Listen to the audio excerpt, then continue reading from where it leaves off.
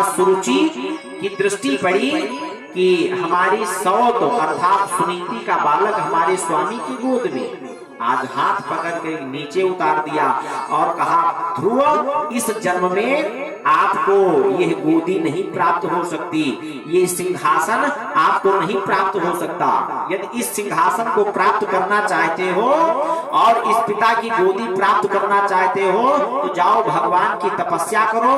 भगवान तपस्या से प्रसन्न होकर के वरदान मांगने को कहे तो वरदान में मांगना कि हे प्रभु, हमारा जन्म देवी सुरुचि के गर्भ से हो, तब इस पद के अधिकारी बन सकते हो, अन्यथा नहीं बन सकते, चले जाओ। आज देवी सुरुचि के इन बातों ने भगवान और भक्त दोनों का अपमान किया। अपने गर्भ को भगवान से भी बढ़कर बता रही है। आज जिस प्रकार किसी सांप को एक दो डंडे मार दिया जाए और वो सर्प मरे ना, चोट खाया हुआ सर्प जिस प्रकार फुफकारता हुआ छिप जाता है, उसी प्रकार आज वचन वज्र के द्वारा प्रहारित वो ध्रुव अपनी माता सुनीति के पास आया, सारा वृत्तांत बताया। आज सुनीति की नीति तो देखिए, पुत्र आपकी विमाता, आपकी दूसरी माता ने आपके लिए कितनी अच्छी बात बताई। अरे कौन आज किसी के बालक को अच्छे मार्ग पर प्रेरित करता है? लोग यही सोचते हैं कि अरे इसका बालक बिगड़ जाए, ये हो जाए, वो हो जाए। तो कोई दूसरा व्यक्ति किसी के बालक के लिए कितनी सुंदर बात बताई। भगवान की तपस्या करने के लिए आपकी माता ने कहा। माता, तो ये तपस्या कहाँ होती है? कहा जंगल में जाकर के भगवान की तपस्या करना चाहिए। जो ही जंगल की बात सुना भक्तराज ध्रुव ने कि घर का तुरंत परित्याग कर दिया, परित्याग किया, जंगल की ओर जा रहा है। नारद बाबा की दृष्टि पड़ी कि छोटा सा बालक, 5 वर्ष की अवस्था का बालक जंगल की ओर जा रहा है। नारद बाबा प्रकट हो गए भक्तराज ध्रुव के पास और बहुत समझाया कि भक्तराज ध्रुव, इस समय तुम्हारी अवस्था खेलने खालने की, बच्चों के साथ खेलने की है, पढ़ने लिखने की। इधर कहाँ जा रहे हो? इस तरफ जंगल है, नगर की ओर वापस चले जाओ। भक्तराज ध्रुव ने कहा कि हे नारद बाबा, हे प्रभु, मैं भगवान की तपस्या करने के लिए जा रहा हूँ। तपस्या क्या नाम सुनते ही नारद बाबा विचार करने लगे कि इसके अंतःकरण में वैराग्य जागृत हुआ, लेकिन यह वैराग्य मरकट वैराग्य तो नहीं है। जैसे मरकट माने बंदर, कभी इस डाल पर कभी उस डाल पर, ऐसा वैराग्य तो नहीं है। हम सभी भी कभी कभी घर से परेशान होते हैं काम काज से, और जो घर के लोगों ने कुछ कह दिया सो वैराग्य हो जाता है। क्या फायदा ऐसे घर से? बताओ, इस परिवार के लिए हमने आजीवन क्या नहीं किया? महल बनवाया, घर बनवाया, 4 पहिए खरीदा, और आज जिनके लिए किया वही आज हमें आंख दिखा रहे हैं। वैराग्य हो जाता है। और वैराग्य हुआ, बस अपना बैग में अपना धोती कुर्ता गमछा समस्त सामग्री रखा, अब हम नहीं रहेंगे इस घर में, हम घर छोड़कर जा रहे हैं। स्टेशन पर पहुंचे कि हरिद्वार की गाड़ी आवे और उसी गाड़ी पर बैठ जाएं, सीधा हरिद्वार पहुंच जाएं, संतों महात्माओं के साथ अपना जीवन यापन करेंगे। गाड़ी आने में भैया 4-5 घंटे लेट। अब तो संध्याकालीन बेला हो गई, रात के 8 बजे सोए अपने नाती की याद आई। अरे वो हमारा नतीवा, वो तो हमारे बिना दूध भी नहीं पिएगा, हमारे बिना तो रो रो करके घर भर देगा, और हमारे ही पास में तो सोता था। जो ही अपनी नाती की याद आई कि उठाया बैग, पुनः आ गए घर। तो कहीं ऐसा वैराग्य तो नहीं, मरकट वैराग्य? दृढ़ निश्चय है कि नहीं? संकल्प दृढ़ है कि नहीं? और संकल्प सिद्धिश्च सदैव जायता। जब हम आपका संकल्प दृढ़ होता है, मजबूत होता है, तभी मंजिल आसान हो सकती है, अन्यथा मंजिल आसान मत समझिएगा। आज जब दृढ़ वैराग्य देखा तो कानों में 12 अक्षर मंत्र प्रदान किया भक्तराज ध्रुव के कर्णों में। 12 अक्षर मंत्र सभी जानते हैं ना?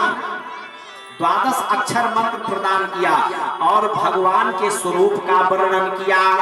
इसलिए कि जाओ भक्तराज ध्रुव, जिस स्वरूप का वर्णन मैं आपसे कर रहा हूँ, इसी स्वरूप का चिंतन अपने अंतःकरण में करते हुए भगवान का ध्यान करना और भगवान का यह नाम जप करना।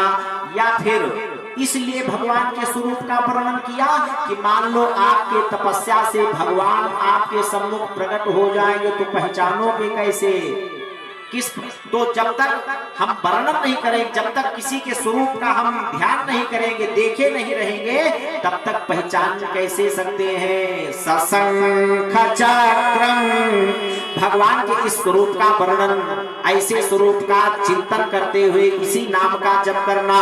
सशंख चक्रम सकिरीट कुंडलम और सपीत वस्त्रम सरसीरुहि क्षणम सहारवाक्षा स्थलकास्तुभाश्रियम् नमामि विष्णुं शिरसा चतुर्भुजं।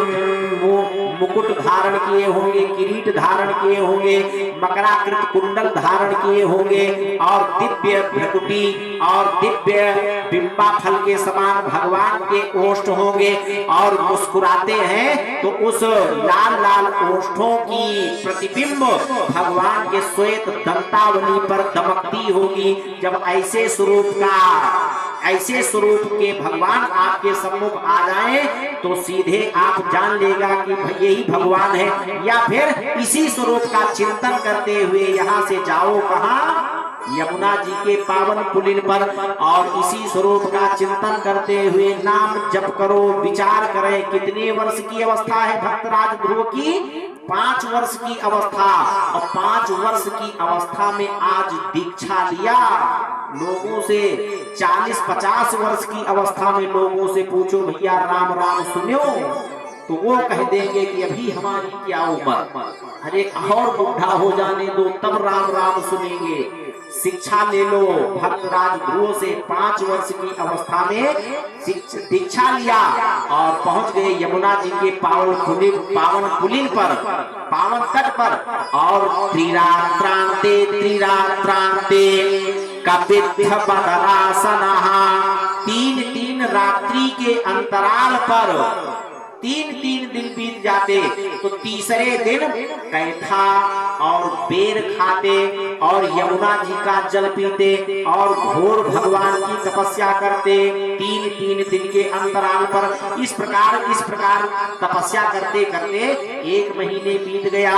दूसरा महीना प्रारंभ हुआ तो 6 दिन पर कैथा और बेर का भी परित्याग कर दिया। 6 दिन पर जंगल के सूखे पत्ते, तृण, दूर्वा इत्यादि खाते, यमुना जी का जल पीते और घोर तपस्या करते। तीसरा महीना प्रारंभ हुआ कि तृण पत्तों का भी परित्याग कर दिया। 9 दिन पर मात्र यमुना जी का जल पीते और घोर तपस्या करते। इस प्रकार तीसरा महीना भी बीत गया, जल का भी परित्याग कर दिया। मात्र 12 दिन पर एक बार श्वास लेते और इस प्रकार जब चौथा महीना बीत गया, 5वां महीना प्रारंभ हुआ कि श्वास को लेना भी बंद कर दिया। आज भक्तराज ध्रुव जितश्वासी हो गए और स्थिति ये हुई कि सारे ब्रह्मांड की सांस रुक गई। देवता घबराए, भगवान नारायण की शरण में आए, प्रभु ये कौन सी बीमारी चल गई, हम लोगों के सांस क्यों अवरुद्ध हो गए? भगवान नारायण ने कहा कि हमारा भक्तराज ध्रुव आज घोर तपस्या कर रहा है, जितश्वासी हो गया। भगवान नारायण दौड़ पड़े भक्तराज ध्रुव की ओर। देवताओं ने निवेदन किया, प्रभु हमारी सहायता किए बिना आप कहाँ को जा रहे हो, हम तो आपकी शरण में आए। आज भगवान नारायण ने कहा ऐसे परम भक्त भक्तराज ध्रुव के दर्शन करने के लिए मैं जा रहा हूँ। आज दौड़ पड़े, भगवान पहुंचे ध्रुव के सम्मुख तो विचार करते हैं कि जब तक इसके अंतःकरण में जो हमारी दिव्य बाकी झांकी विद्यमान है, जब तक उस झांकी को गायब नहीं करूंगा तब तक इसकी समाधि टूटेगी नहीं, और जब तक टूटेगी नहीं तब तक ब्रह्मांड का ये श्वास रुका ही रहेगा, अवरुद्ध ही रहेगा। आज जो दिव्य बाकी झांकी भगवान नारायण अपनी उस भक्तराज प्रहलाद के अंतःकरण से गायब किया कि छटपटाहट मच गई। कहाँ गई वो दिव्य बाकी झांकी भगवान नारायण की? जो ही नेत्र खुला तो वही दिव्य बाकी झांकी आज सम्मुख खड़ी है। विचार कर रहे हैं भक्तराज ध्रुव कि ना तो मैं पढ़ा लिखा हूँ, ना किसी ने कोई एक श्लोक भी हमको याद करवाया, ना कोई छंद सोठा चौपाई हमको याद कराया। भगवान हमारे सम्मुख खड़े हैं, किस स्तोत्र से, किस मंत्र से, किस श्लोक से, किस छंद से हम भगवान की स्तुति करें? कुछ बोल ही नहीं पा रहे। भगवान समझ गए कि हमारा भक्त ध्रुव कुछ कहना चाहता है लेकिन कुछ आता जाता नहीं, इसलिए कुछ बोल नहीं पा रहा है। आज भगवान नारायण ने अपने ज्ञान स्वरूप उस शंख को, कर कमल में पकड़े हुए दिव्य शंख को ज्यों ही कपोल में स्पर्श करवाया भक्तराज ध्रुव के कि सारे वेद वेदांत उपनिषद सबके सब कंठाग्र हो गए। और जब कंठाग्र हो गए तो किस बात की चिंता? आइए भगवान भोले आज भगवान नारायण की दिव्य श्लोकों से स्तुति करना प्रारंभ किया। हे प्रभु, योक्ताः प्रविश्य मम वाचिमिमां प्रसूक्तां संजीवयत्यखिल सात्यधरः स्वधाम्नाम् अन्याश्च दोषगुण चिन्तनमासुमोपात्। हे प्रभु, आप ही यो अंतः प्रविश्य मम वाचिमिमां प्रसूक्तां, आप ही हमारे जिह्वा पर अंतःकरण में बैठ करके ये जो हाथों के द्वारा कार्य करने की क्षमता है, नेत्रों के द्वारा देखने की क्षमता है, कानों के द्वारा सुनने की क्षमता है, त्वचा के द्वारा जो स्पर्श की क्षमता है, पैरों के द्वारा जो चलने की क्षमता है, ये आपके ही द्वारा है। यदि आप इस अंतःकरण से निकल जाएं तो ये सारी इंद्रियां शिथिल हो जाती हैं, अपना अपना कार्य करना बंद कर देती हैं। इस प्रकार दिव्य श्लोक से स्तुति किया भक्तराज ध्रुव ने। भगवान ने कहा कि भक्तराज ध्रुव वरदान मांगो। वरदान में क्या चाहिए? आज भक्तराज ध्रुव ने कहा, प्रभु अब तक तो कुछ इच्छा थी कि आप प्रकट होंगे तो आपसे कुछ वरदान मांगूंगा, लेकिन आपके दर्शन प्राप्त हो जाने के पश्चात कोई इच्छा शेष बची ही नहीं, सारी इच्छाएं शून्य हो गई। हे प्रभु, हमको वरदान में कुछ नहीं चाहिए। लेकिन भगवान तो समझ रहे हैं ना कि हमारा भक्त ध्रुव किस प्रयोजन से तपस्या के लिए आया था। आज भगवान ने आशीर्वाद दिया, आश्वासन दिया, वरदान दिया कि जाओ अपने पिता के सिंहासन पर 36,000 वर्ष तक राज्य शासन करो। भक्तराज ध्रुव वरदान प्राप्त करके जब अपने नगर की ओर वापस आने लगा तो नगर वासियों को जब पता चला कि भक्तराज ध्रुव भगवान से वरदान प्राप्त करके आ रहे हैं तो समस्त नगरवासी, यहाँ तक कि स्वयं पिता श्री महाराज उत्तानपाद अपने पुत्र के स्वागत में दीपक जला रहा है, कोई कलश अपने दरवाजे पर रख रहा है, कोई चौक पुरा रहा है। ये स्वागत आज क्यों हो रही है? आज 5 महीने पूर्व तो भक्तराज ध्रुव की कोई स्वागत, अरे अपना पिता ही, अपनी विमाता ही धक्के मार करके निकाल दिया। आज उसी भक्तराज ध्रुव की स्वागत इतनी क्यों हो रही है? क्योंकि आज उसके ऊपर भगवान की कृपा हो गई है। जा पर कृपा राम कहे होई, जा पर कृपा